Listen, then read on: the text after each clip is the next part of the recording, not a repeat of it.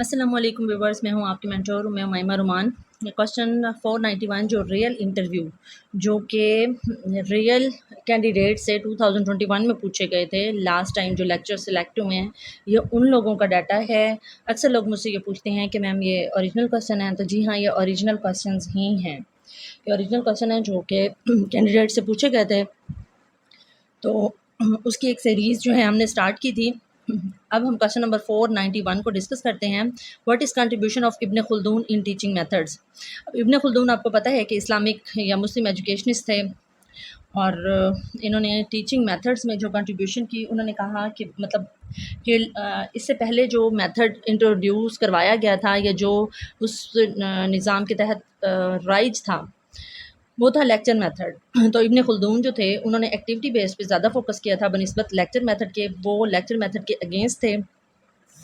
वो ये कहते थे कि एक टाइम में एक से ज़्यादा ज़ुबानें भी नहीं सीखनी चाहिए। वो रॉट लर्निंग के ख़िलाफ़ थे। तो वो ये कहते थे कि मतलब जो रेसिटेशन मेथड है उस पे ज़्यादा फोकस नहीं था उनका, लेकिन वो अगेंस्ट नहीं थे, और रोट लर्निंग के भी वो ख़िलाफ़ थे। और वो ये कहते थे कि जो आपका टीचिंग और लर्निंग का प्रोसेस है वो मदर टंग में होना चाहिए, फ़र्स्ट लैंग्वेज में होना चाहिए, ताकि स्टूडेंट्स जो हैं उसको अच्छे से अंडरस्टैंड कर सकें। और अब बात करते हैं अगर 492, what is TOS, table of specification and its role in performance test. हाँ जी, टीओएस मैंने पहले आपको बता दिया कि ये टेबल ऑफ स्पेसिफिकेशन है। ये क्यों डेवलप किया जाता है? ये इसलिए डेवलप किया जाता है कि जो टीचर्स हैं या एक्सपर्ट हैं या जो टेस्ट डेवलपर्स हैं, उनके पास एक आइडिया आ जाए कि उन्होंने टेस्ट को किस तरह से डेवलप करना है। अब ये आइडिया किस चीज़ के हवाले से होता है? तो असल में ये आइडिया लिया जाता है कि जो ऑब्जेक्टिव्स थे या कॉग्निटिव लेवल्स के हिसाब से इसको इस तरह से मैनेज किया जाता है कि जो हमने अपने लर्निंग के ऑब्जेक्टिव्स रखे थे, उनके साथ जो हमारी कॉग्निटिव डेवलपमेंट के लेवल्स हैं उनको अलाइन कर दिया जाता है। ठीक हो गया। और फिर उसकी एक स्पेसिफिक परसेंटेज होती है। जैसे नॉलेज के लेवल की 20% है। फॉर एग्जांपल, मैं आपको एक एग्जांपल दे रही हूँ, ये कोई अथेंटिक डाटा नहीं है, जस्ट आपको समझाने के लिए एक एग्जांपल दे रही हूँ। फॉर एग्जांपल 20% आप नॉलेज को चेक करेंगे, उसके बाद आप 20% कंप्रीहेंशन के लेवल को चेक करेंगे, फिर 20% आप एप्लीकेशन के लेवल को चेक करेंगे, फिर 20% आप जो है नेक्स्ट लेवल को चेक करेंगे। एप्लीकेशन के बाद आता है एनालिसिस का लेवल, फिर 10% आप एवल्यूएशन और सिंथेसिस को दे देंगे। तो मतलब इस तरह से जो टेस्ट डेवलपर्स हैं वो इस तरह से तकसीम कर लेते हैं। इसी चीज़ को टेबल ऑफ स्पेसिफिकेशन कहा जाता है। अब question number 493, difference between solo and Bloom taxonomy. अब सोलो टेक्सोनॉमी जो है वो डील करती है लर्निंग आउटकम्स के साथ, और जो ब्लूम टेक्सोनॉमी है वो डील करती है लर्निंग ऑब्जेक्टिव्स के साथ। ठीक हो गया। 494, व्हाट इज़ साइकोलॉजी। साइकोलॉजी आपको पता है कि साइकी एंड लोगोस, ये दो चीज़ों से मिलकर बना है। Psyche mean soul and logos mean study. तो हम कह सकते हैं कि psychology is the scientific study of mind and soul. ठीक हो गया। और वुडवर्थ ने कहा था कि first psychology lost its soul, then its lost its minds, then it lost its consciousness and it still has some sort of behavior। तो जो ये सेइंग है या कोट है, अगर आप इसको ऐड कर लेते हैं अपने इस क्वेश्चन के आंसर में, तो आपका एक बैलेंस्ड और बहुत वेल बैलेंस्ड बल्कि आंसर बन सकता है। और दूसरा, ये जो कोटेशन है इसमें एक बेनिफिट ये भी है कि डिफरेंट स्कूल ऑफ थॉट्स की नुमाइंदगी भी करती है ये। मतलब स्ट्रक्चरलिज्म, फंक्शनलिज्म, उसके बाद बिहेवियरिज्म या कॉग्निटिविज्म, इस तरह के सारे मतलब इसमें इंक्लूड हो जाते हैं। और अगर आप इसकी एग्जांपल देती हैं तो फिर नो डाउट वो आपसे different schools of thought of psychology के हवाले से ही नेक्स्ट क्वेश्चन करेंगे इंटरव्यू के जो पैनल के मेंबर्स होंगे। 495, define educational philosophy in your own words. अब फिलॉसफी आपको पता है कि knowledge for reality, seek for reality है। तो एजुकेशनल साइकोलॉजी, सॉरी, ये एजुकेशनल फिलॉसफी नहीं, एजुकेशनल साइकोलॉजी पूछी गई है। एजुकेशनल साइकोलॉजी जो है ये साइकोलॉजी की जो अप्लाइड वाली ब्रांच है ना, मतलब अप्लाइड साइकोलॉजी जो है ये उसकी एक ब्रांच है, और ये डील करती है सिस्टमेटिक ग्रोथ और डेवलपमेंट ऑफ स्टूडेंट्स के साथ, या जो लर्निंग के डिफरेंट स्पेसिफिकेशंस होती हैं उनकी ग्रोथ और डेवलपमेंट के ऊपर बात करती है। 496 है, what is function of psychology. तो साइकोलॉजी का जो मेन फंक्शन है, इसका मेन फंक्शन जो है वो थिंकिंग है, फीलिंग है, सेंसेशन है, इंट्यूशन है। उसके अलावा आप कह सकते हैं कि साइकोलॉजी जो है वो असल में लोगों के बिहेवियर को स्टडी करने का नाम है। तो अगर इसको एजुकेशनल पर्सपेक्टिव में लेंगे तो साइकोलॉजी जो है वो स्टूडेंट्स के बिहेवियर की मॉडिफिकेशन के लिए डिफरेंट थीरीज़ हमें प्रोवाइड करती है, हमें लर्निंग लिमिट्स के बारे में बताती है एंड सो ऑन। मतलब साइकोलॉजी की जितनी भी अप्रोचेज़ हैं वो आप इस आंसर में ऐड कर सकते हैं। 497 what are areas of educational psychology. तो एजुकेशनल साइकोलॉजी जो है उसके एरियाज़ 3 हैं, आपको पता है, लर्नर, लर्निंग प्रोसेस और learning situation. Question 498 what is relationship between teaching and psychology. हाँ जी, टीचिंग जो है वो साइकोलॉजी को डेवलपमेंट करने के लिए मतलब इम्प्लीमेंटेशन के लिए यूज़ की जाती है, और जो साइकोलॉजी है वो असल में डिपेंडेंट है, सॉरी, टीचिंग जो है वो असल में डिपेंडेंट है साइकोलॉजी पर, ठीक है, क्योंकि साइकोलॉजी जो है हमें लर्निंग लिमिटेशंस के बारे में बताती है, थीरीज़ ऑफ डेवलपमेंट के बारे में बताती है, लर्निंग थीरीज़ के हवाले से हमें इंफॉर्मेशन देती है, थीरीज़ ऑफ बिहेवियर मतलब बिहेवियर मॉडिफिकेशन की जो डिफरेंट थीरीज़ हैं उनके हवाले से हमें बताती है। मतलब हमें ये बताती है कि जो डेवलपमेंट के लेवल्स हैं उनके हिसाब से अगर हम चलते हुए अपने बच्चे को उसकी मेंटल एबिलिटीज़ के हवाले से अगर पढ़ाएँ तो हम ज़्यादा अच्छे रिजल्ट्स गेन कर सकते हैं। तो हम इस पर्सपेक्टिव में कह सकते हैं कि साइकोलॉजी जो है वो हमें थ्योरी प्रोवाइड करती है और टीचिंग जो है उसके ऊपर इम्प्लीमेंटेशन के लिए वर्क करती है। तो टीचिंग उसके ऊपर डिपेंडेंट है साइकोलॉजी के ऊपर, और साइकोलॉजी जो है वो इंडिपेंडेंट है, वो डिपेंडेंट नहीं है क्योंकि वो हमें थ्योरीज प्रोवाइड कर रही है ऑलरेडी।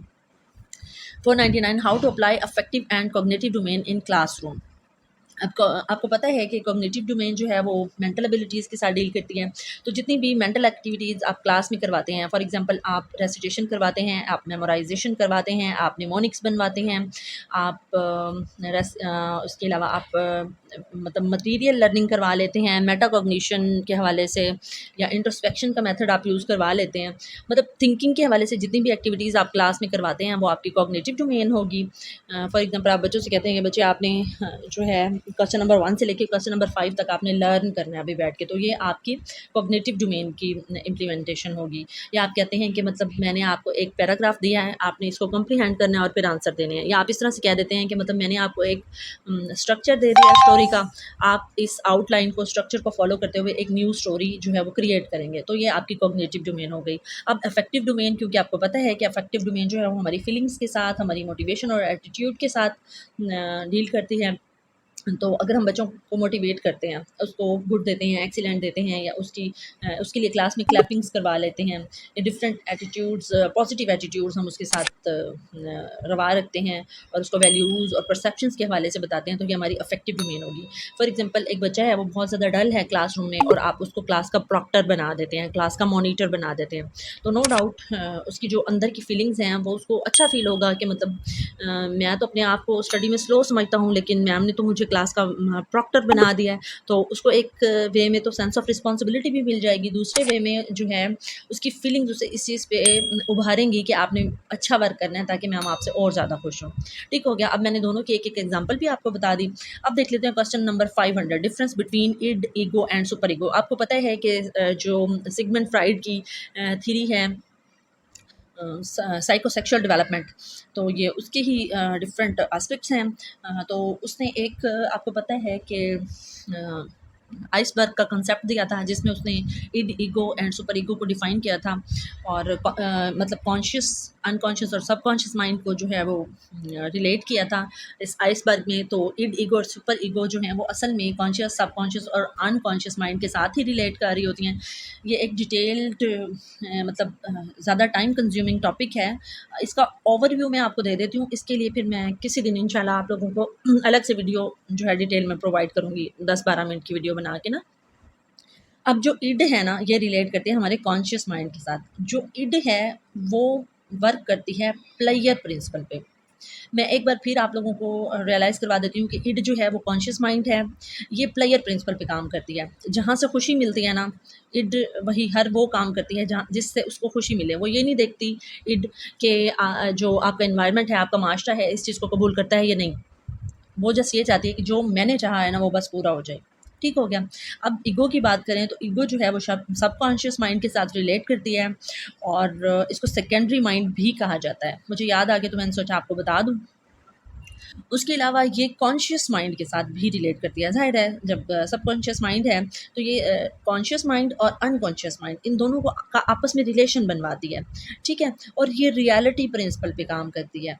इसको प्लेयर से कोई वास्ता नहीं होता, ये रियलिटी को देखती है, असलियत क्या है। समटाइम ऐसा होता है कि हम अपने आप को तसल्लियाँ देने के लिए ख़यालों ही ख़यालों में ऐसी दुनिया में चले जाते हैं जिसमें जो है हम लोग खुद को खुश करने के लिए प्लेयर प्रिंसिपल पे वर्क करते हुए जो है काम कर रहे होते हैं। हम उस ख़याली दुनिया में चले जाते हैं जो हमें अच्छी लग रही होती है, हमें अट्रैक्ट कर रही होती है। फॉर एग्ज़ाम्पल हम कोई नॉवल पढ़ते हुए उसके करैक्टर में खुद को फ़ील करते हैं, तो वो हमारी ईड होती है। लेकिन जो ईगो होती है वो हमें फिर उन सोचों से वापस लेकर आती है, बाहर निकालती है। वो कहती है कि नहीं, रियलिटी ये है।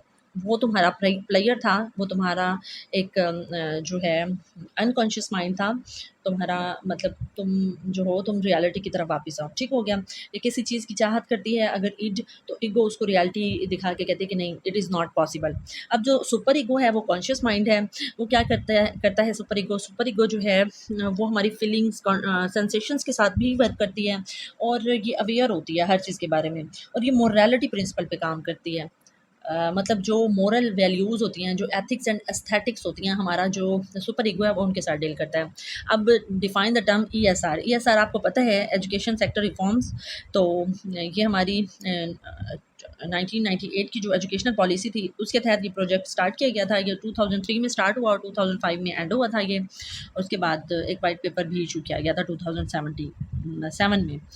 502 what positive things we can implement to promote education. अब इसके लिए डिफरेंट एस्पेक्ट्स हो सकते हैं। ये एक सिचुएशनल क्वेश्चन है जो डिफरेंट मेरे माइंड में आ रहे हैं ना, तो वो मैं आपके साथ डिस्कस कर लेती हूँ। मतलब हम अपने स्टूडेंट्स को, अगर वो थोड़े से डेवलप्ड माइंड के हैं, तो हम उनको एजुकेशन के बेनिफिट्स बता सकते हैं। हम कम्युनिटी को इन्वॉल्व कर सकते हैं, जैसे कि हमारी स्कूल काउंसल्स होती हैं। उसके अलावा हम डिफरेंट काउंसलिंग की टाइप्स यूज़ कर सकते हैं। पेरेंट्स की काउंसलिंग कर सकते हैं, स्टूडेंट्स की काउंसलिंग कर सकते हैं, उनको कंड्यूसिव इन्वायरमेंट प्रोवाइड कर सकते हैं, कंडीशनिंग कर सकते हैं एंड सो ऑन। अच्छा, अब देखते हैं question number 503, structuralism versus functionalism, मतलब इनमें क्या डिफरेंस है। तो स्ट्रक्चरलिज्म और फंक्शनलिज्म आपको जैसा कि पता है ये दोनों स्कूल ऑफ थॉट्स हैं, साइकोलॉजी की डिफरेंट अप्रोचेज़ हैं। स्ट्रक्चरलिज्म पहला स्कूल ऑफ थॉट है जिसमें स्ट्रक्चर ऑफ माइंड पे जो है ज़्यादा फोकस किया जाता है, और फंक्शनलिज्म जो है वो फंक्शन ऑफ माइंड, मतलब आपका माइंड क्या क्या वर्क्स परफॉर्म करता है, क्या क्या फंक्शंस परफॉर्म करता है, ये उस पर मतलब बिलीव करते हैं। अब question number 504, what is belief. हाँ जी, मुझे लगता है जिस कैंडिडेट का ये होगा तो उन्होंने फंक्शनलिज्म का यही कहा होगा कि ये फंक्शंस ऑफ माइंड पे बिलीव करते हैं, तो उन्होंने next question what is belief कर लिया होगा। अब जो बिलीफ है ना, वो असल में हमारी फीलिंग है किसी इंसान के बारे में, किसी स्पेसिफिक फिनोमिना के बारे में, किसी चीज़ के बारे में, किसी वाक़ये के बारे में, जो हमारा स्पेसिफिक पॉइंट ऑफ व्यू होता है ना, वो असल में हमारा बिलीफ होता है। 505, what is differentiate between thoughts and belief. अब वो ये कह रहे हैं कि थॉट्स और बिलीफ में क्या डिफरेंस है। तो जो थॉट्स होते हैं ना, वो हमारा अपना थिंकिंग प्रोसेस होता है, ठीक है? जब हमारा ये थिंकिंग प्रोसेस जो है एक पावरफुल परसेप्शन अचीव कर लेता है ना, तो उसको फिर हम बिलीफ कहते हैं। ठीक हो गया। अब जो बिलीफ है वो हमारी फीलिंग्स के साथ रिलेट होता है, लेकिन ज़रूरी नहीं है कि हमारी जो थॉट्स हैं वो हमारी फीलिंग्स के साथ रिलेट हों। 506, what is your belief in Pakistani educational system. तो ये जनाब आपको पता है कि ये एक सिचुएशनल क्वेश्चन है, तो आपने बस इतना करना है कि इसमें जो आंसर आपने करना है ना, वो आपने अच्छा आंसर करना है। मतलब मेरा बिलीफ ये है कि मेरा मुल्क जो है अच्छी तरक्की करेगा। जैसे एसएनसी के हवाले से आप कह सकते हैं कि एसएनसी के पैरामीटर्स मैंने बहुत सारी वीडियोस में आपके साथ डिस्कस किए हैं, आप उनको इसमें डिस्कस कर सकते हैं। और आप कह सकते हैं कि मतलब एसएनसी जो है एक्टिविटी बेस्ड है, पहले सब्जेक्ट सेंटर था 2009 वाला हमारा जो करिकुलम था।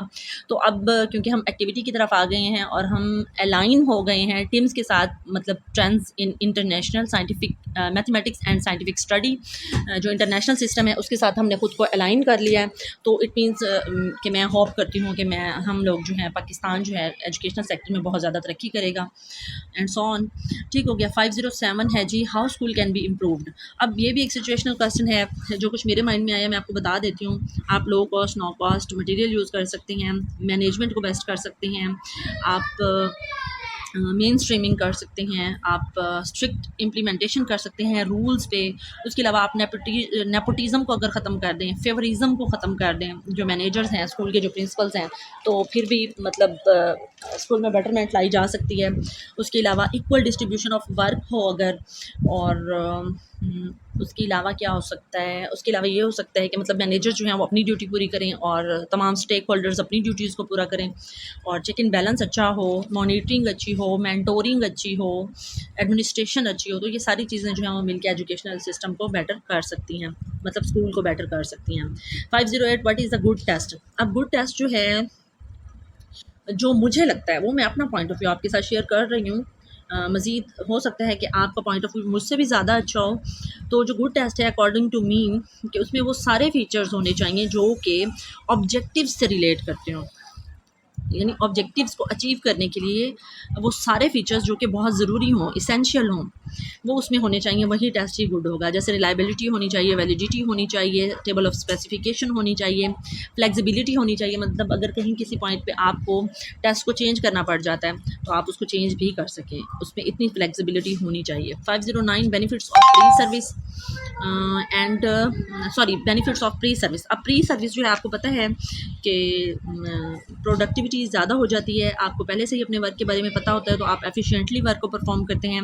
उसके अलावा आपको जो प्री सर्विस होती है वो जॉब के हवाले से नॉलेज भी प्रोवाइड करती है, आपकी पोजीशन जो है वो स्टेबल कर देती है ऑर्गेनाइजेशन में जो प्री सर्विस होती है, and so on. 510 role of distance education. अब डिस्टेंस एजुकेशन की बात करें तो आपको पता है कि डिस्टेंस एजुकेशन जो है इसमें सबसे बड़ा जो इसका मतलब ऐसे समझ लें की वर्ड है तो वो है कॉरिस्पोंडेंस। एक तो ये टाइम बाउंड नहीं होती, इसमें strict rules of entry and exit नहीं होते, तो वो ये फिर इजी हो जाता है, मतलब जो जॉबियंस हैं उनके लिए भी, जो वर्कर्स हैं उनके लिए भी, जो स्टूडेंट्स जो हैं स्कूल अफोर्ड नहीं कर सकते, कॉलेज यूनिवर्सिटीज़ अफोर्ड नहीं कर सकते, उनके लिए भी इसमें फ्लेक्सिबिलिटी होती है, रूल्स के हिसाब से भी flexible rules of entry and exit होते हैं, और मतलब ये सेकेंड चांस ऑफ लर्निंग भी प्रोवाइड करती है। और जो कुछ मेरे माइंड में आया मैंने आपके साथ डिस्कस कर लिया, और बाकी जो कुछ है आप खुद ऐड कर लीजिएगा। 511 what is question, what is knowledge. अब क्वेश्चन क्या है, जो मुझे लगा क्वेश्चन की मतलब डेफिनेशन, वो मैंने खुद से जो मुझे लगी, मुझे कहीं से अथेंटिक नहीं मिली, तो मैंने खुद से इसको बना लिया। तो मैंने कहा मैं आप लोगों के साथ डिस्कस करूँगी। क्वेश्चन जो है वो बेसिकली एक टूल है जो कि स्टूडेंट्स के डेवलपमेंट को असेस करने के लिए यूज़ किया जाता है, या उनकी नॉलेज और सेट ऑफ एक्सपीरियंसेस को जज करने के लिए यूज़ किया जाता है। अगर इसको इंग्लिश में डिफाइन करें तो हम कहेंगे question is a tool to assess the development of a student while it is knowledge और सेट ऑफ एक्सपीरियंसेस। ठीक हो गया। अब अगर हम बात करें नॉलेज पूछा है, नॉलेज की आप कोई भी डेफिनेशन दे सकते हैं कि मतलब set of experiences that an individual gain through formal education और इनफॉर्मल एजुकेशन और डिफरेंट एजेंसीज ऑफ एजुकेशन के थ्रू मतलब हासिल करता है, तो वो जी हमारा नॉलेज हो जाता है। ठीक हो गया। अब 512 जो है, why teacher always avoid curriculum revision. अब करिकुलम रिवीजन को जो टीचर्स हैं वो इसलिए भी अवॉइड करते हैं क्योंकि वो खुद भी कहते हैं कि मतलब हमें फिर न्यू करिकुलम पे ज़्यादा वर्क करना पड़ेगा। समटाइम ये बोर्डम भी क्रिएट कर देता है, और ऐसा भी होता है कि टाइम को मैनेज करना भी ईजी नहीं रहता। समटाइम करिकुलम जो है वो लेंथी होता है, इसलिए भी टीचर्स जो हैं वो परेशान होते हैं। और समटाइम ऐसा भी होता है कि स्कीम ऑफ स्टडीज़ या सिलेबस को फॉलो करना मुमकिन नहीं रहता, तो फिर इसलिए रिवीजन जो है उसको अवॉइड करते हैं। अगर डेवलपमेंट के हवाले से देखा जाए करिकुलम की रिवीजन, तो उस हवाले से भी, और अगर क्लास में दोबारा रिवाइज करने के हवाले से देखा जाए तो उस हवाले से भी ये सारे पॉइंट्स जो हैं वो डिस्कस हो सकते हैं। जी, तो अब हम देख लेते हैं question number 513, which learning is life long and why. अब लाइफ लॉन्ग जो लर्निंग होती है वो इनफॉर्मल एजुकेशन होती है या इनफॉर्मल लर्निंग होती है। ठीक हो गया। अब मैंने एक क्वेश्चन में आपको ये कहा कि डिस्टेंस लर्निंग जो है वो लाइफ लॉन्ग होती है या second chance of learning provide करती है। तो इनफॉर्मल जो सॉरी डिस्टेंस एजुकेशन है वो असल में इनफॉर्मल एजुकेशन की ही एक सब टाइप है, तो इसलिए वो मतलब उसको हम लाइफ लॉन्ग भी कह सकते हैं। वरना आप लोगों ने पता है क्या करना है, मुझे कमेंट सेक्शन में कहना स्टार्ट कर देना है कि मैम आपके लेक्चर्स तो बहुत अच्छे होते हैं लेकिन हम कंफ्यूज हो जाते हैं इस तरह के पॉइंट्स पे। तो बंदा इसी सेंस में कह रहा होता है कि इनफॉर्मल एजुकेशन जो है वो ब्रॉडर इन सेंस है, और जो असल में डिस्टेंस लर्निंग है वो इसकी सब टाइप है। तो अब कॉरेस्पॉन्डेंस जो है उसका ज़ाहिर है मेन की वर्ड है, तो अब उसने अपने आप को यूनिवर्सली अलग से मनवा लिया है, ये अलग बात है, लेकिन ये इनफॉर्मल एजुकेशन की ही सब टाइप है। ठीक हो गया।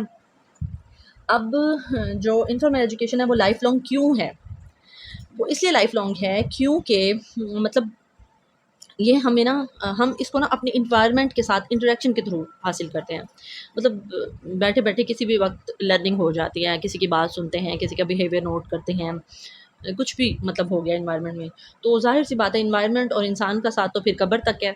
तो हम इसलिए इसको कहते हैं कि ये लाइफ लॉन्ग है। अब क्वेश्चन नंबर 514 को देखें तो what is behaviourist approach of learning. अब बिहेवियरिस्ट आपको पता है स्कूल ऑफ थॉट है साइकोलॉजी का।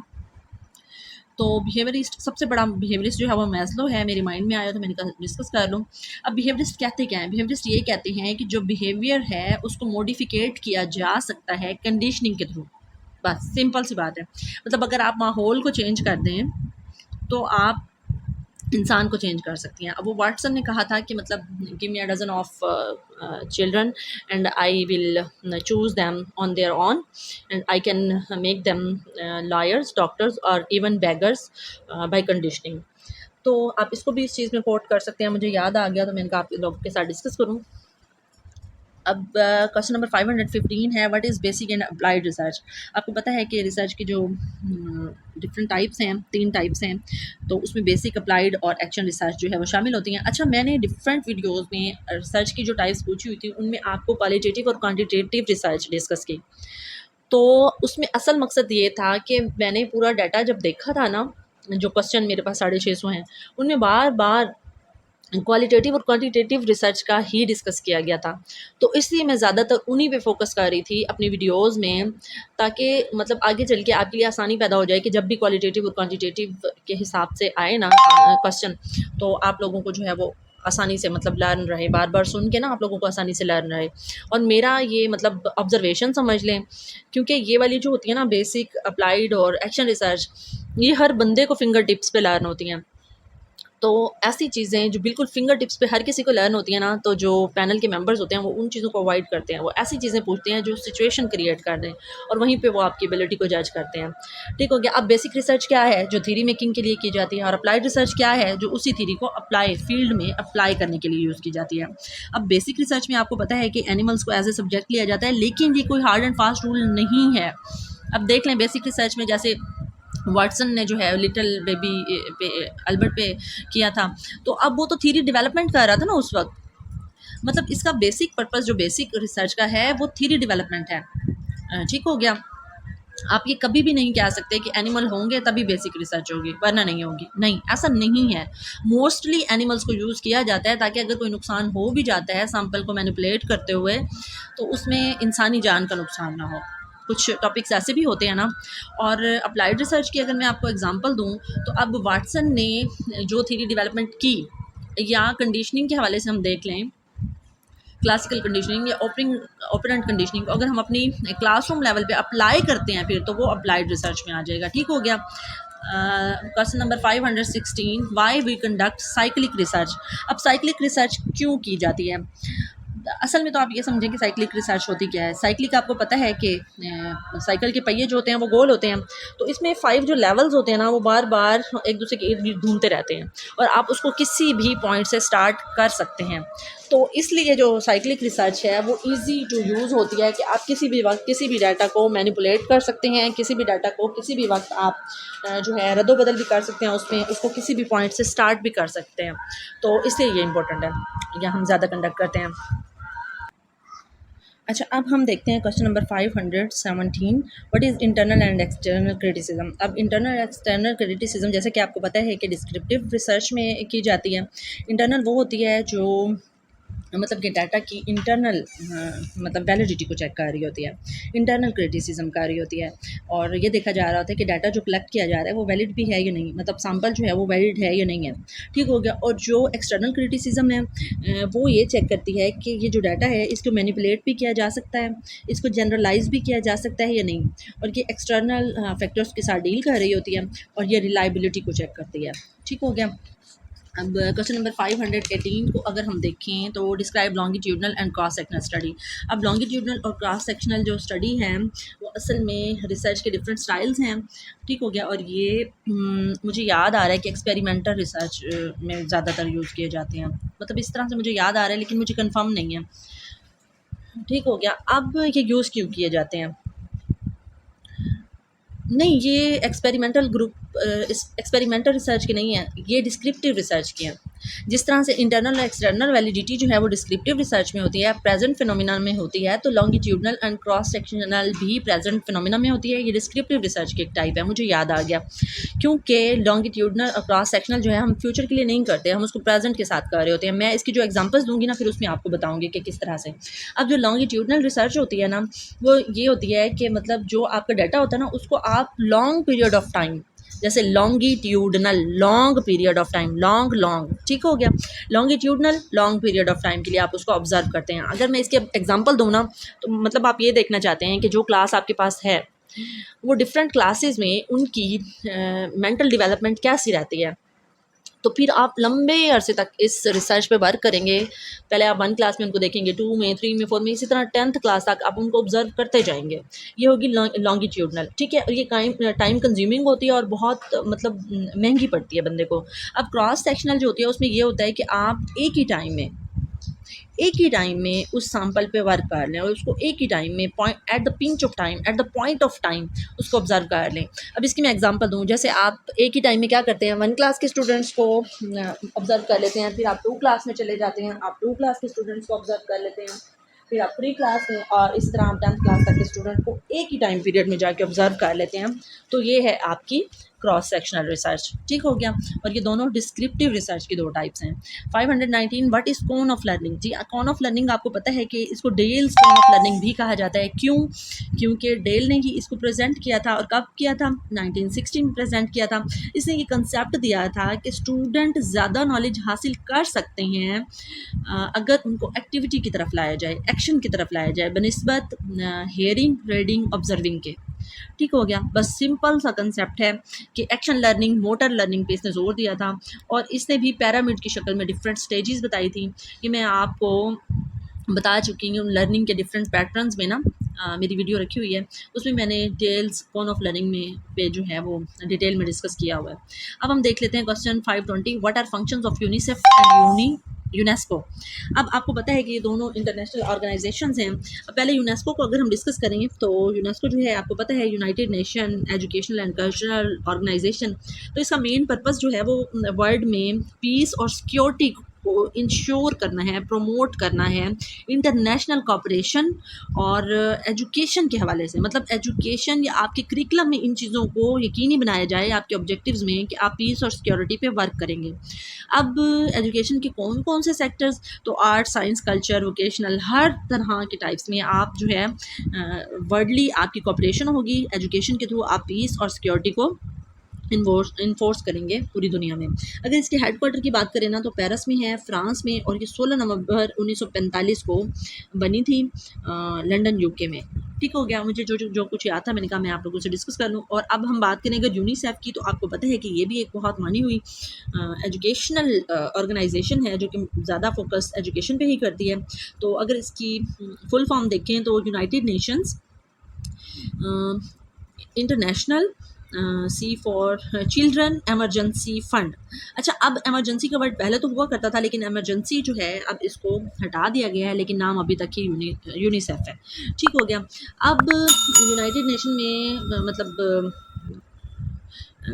मतलब इसको अब कहा जाता है ना कि यूनाइटेड नेशन चिल्ड्रन फंड। तो अब इसमें ये रिस्पॉन्सिबल किस चीज़ के लिए है?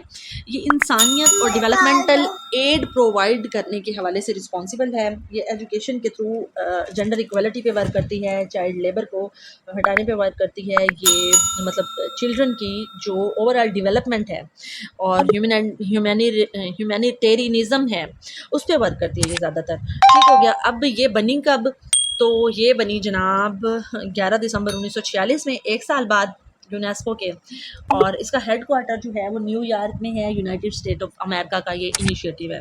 होपफुली आपको वीडियो पसंद आई होगी, अगर पसंद आई हो तो लाइक कीजिएगा, शेयर कीजिएगा। मिलते हैं नेक्स्ट 30 क्वेश्चन के साथ। टिल देन अल्लाह हाफिज़।